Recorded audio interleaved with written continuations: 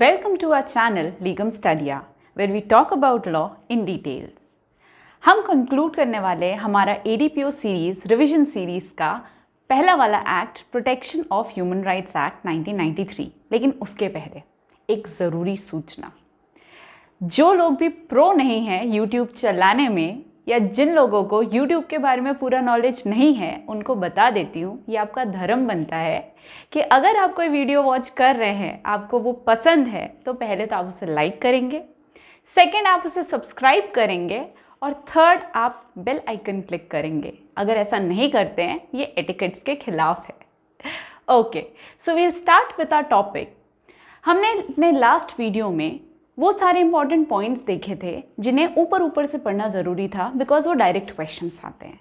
लेकिन इस वीडियो में हम जो पढ़ने वाले हैं वो है ऐसे पॉइंट्स जिन्हें हम थोड़ा बहुत डिटेल में पढ़ना बहुत ज़रूरी है। This is the second part of the act protection of human rights act 1993। So let's start. सबसे पहले हम डिस्कस करेंगे कुछ इंपॉर्टेंट प्रोविजंस को जो बहुत इंपॉर्टेंट है। इनको मैंने 4 हेड में डिवाइड किया है। पहला, ह्यूमन राइट्स का डेफिनेशन बहुत ज़रूरी है। ये हमें कहाँ मिलेगा? चैप्टर 1 में और सेक्शन 2 में। सेकेंड मोस्ट इंपॉर्टेंट टॉपिक है हमारा NHRC। अब इसमें क्या पूछा जाता है? इसका कॉन्स्टिट्यूशन क्या है, कौन से सेक्शन में है कॉन्स्टिट्यूशन, फंक्शन कौन से सेक्शन में है, पावर कौन से सेक्शन में है। तो मैं आपको बता दूं कि चैप्टर 2, चैप्टर 3 एंड चैप्टर 4 इसके कॉन्स्टिट्यूशन, पावर और फंक्शन की बात करता है। एंड सेक्शन 3 से लेकर सेक्शन 20 तक हम इसकी बात करेंगे, जो हम ऑलरेडी अपने फर्स्ट पार्ट में कर चुके हैं। नेक्स्ट आता है जो हमारा थर्ड होता है वो है SHRC, जिसे हम कहते हैं स्टेट ह्यूमन राइट कमीशन। इसके बारे में भी सेम चीज़ें हमें पता होना बहुत ज़रूरी है। पहला कॉन्स्टिट्यूशन, उसके पावर्स, उसके फंक्शंस। ये हमें कहाँ मिलेगा? ये हमें मिलेगा चैप्टर 5 में। वो पूछते हैं SHRC कौन से चैप्टर में है, तो आप बताओगे चैप्टर 5 में। कौन से सेक्शन से कौन से सेक्शन तक है? तो ये सेक्शन 21 से लेकर सेक्शन 29 तक है। नेक्स्ट हमारा जो इंपॉर्टेंट है फोर्थ पॉइंट वो है हमारा ह्यूमन राइट कोड। क्यों इंपॉर्टेंट है? बिकॉज ये नई चीज़ है जो लाई गई है।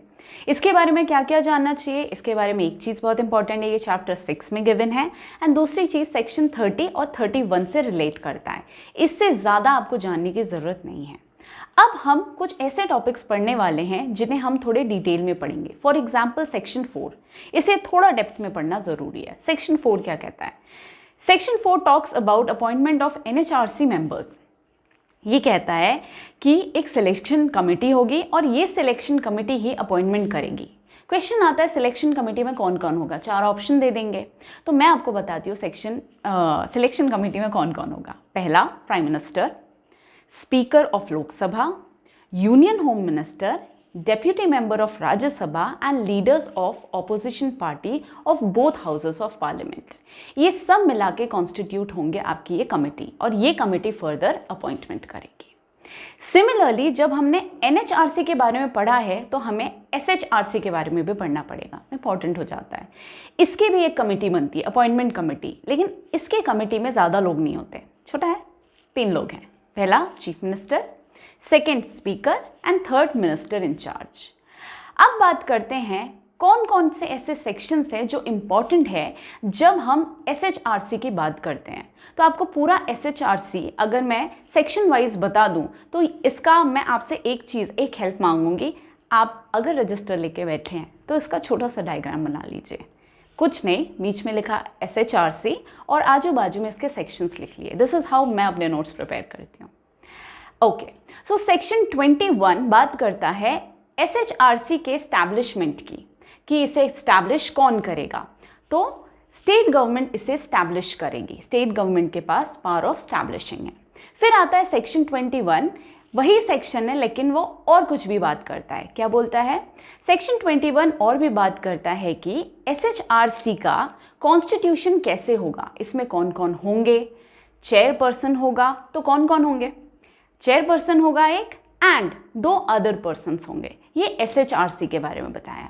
फिर नेक्स्ट हमारे लिए इंपॉर्टेंट जो हो जाता है वो हमारा सेक्शन 21 में ही है, appointment of members of SHRC। ये कहता है कि governor with the recommendation of committee, जो कि मिनिस्टर, स्पीकर, मिनिस्टर इंचार्ज की होगी, इनके थ्रू मिलके अपॉइंटमेंट करेंगे मेंबर्स ऑफ SHRC का। ये हमारे लिए इंपॉर्टेंट हो गया। नेक्स्ट सेक्शन कौन सा इंपॉर्टेंट है? नेक्स्ट सेक्शन जो इंपॉर्टेंट वो है सेक्शन 24। सेक्शन 24 बात करता है कि टेन्योर कितना होगा। भाई जिनको अपॉइंट किया है उनका कुछ टेन्योर भी तो होगा।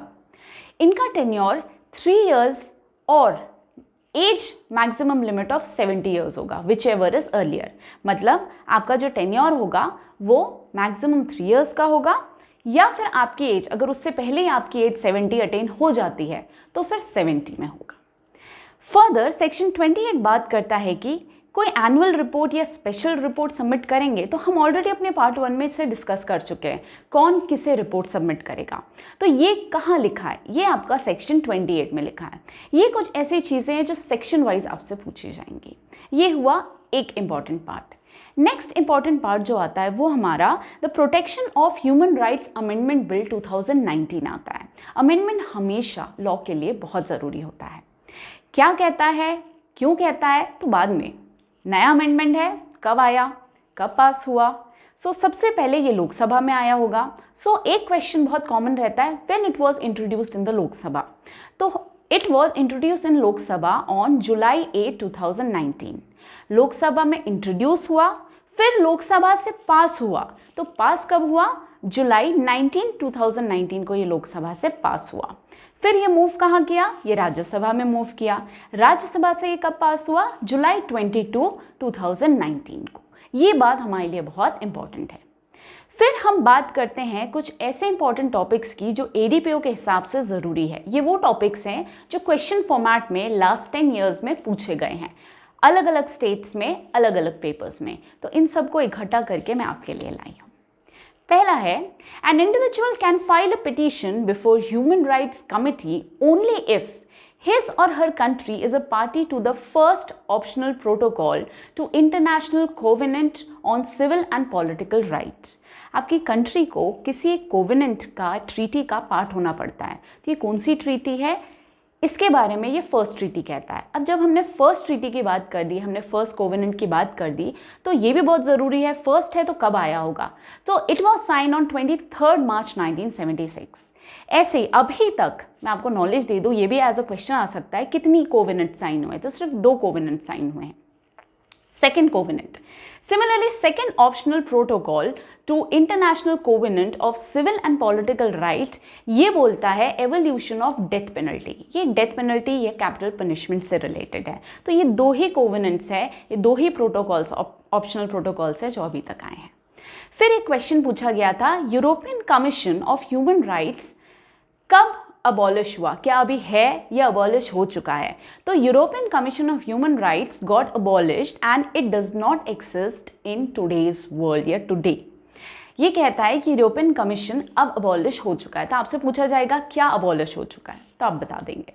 फिर है, code of session in a district acts as a human right code. आपसे पूछा जाएगा कौन सा कोड है जो ह्यूमन राइट कोड के हिसाब से वर्क करता है या जो as a human right code work करता है। तो हमारा जो भी सेशंस कोर्ट होगा, कोर्ट ऑफ सेशन होगा, वो as a human right court act करता है। ये था आपका complete protection of human rights. इससे ज़्यादा आपको पढ़ने की ज़रूरत नहीं है ADPO में। अगर आपने ये पॉइंट्स नोट डाउन कर दिए हैं तो वेरी गुड, इनको बार बार रिवाइज कीजिए। एक और चीज़ आपको बतानी थी, हम स्टार्ट करने वाले हमारे ADPO के लाइव क्लासेस को। ये लाइव क्लासेस में हमने अभी जो पॉइंट्स बहुत ही फास्ट फॉरवर्ड में पढ़े, बिकॉज ये रिवीजन क्लास था, हमने जो भी पॉइंट्स को थोड़े फास्ट फॉरवर्ड में पढ़े, इन्हीं को हम थोड़े डेप्थ में पढ़ेंगे, थोड़े लिंकअप करके पढ़ेंगे। तो स्टे ट्यून्ड, इससे रिलेटेड सारा डेटा, सारा नॉलेज आपको हमारे टेलीग्राम चैनल लेगमन स्टडिया पे मिल जाएगा।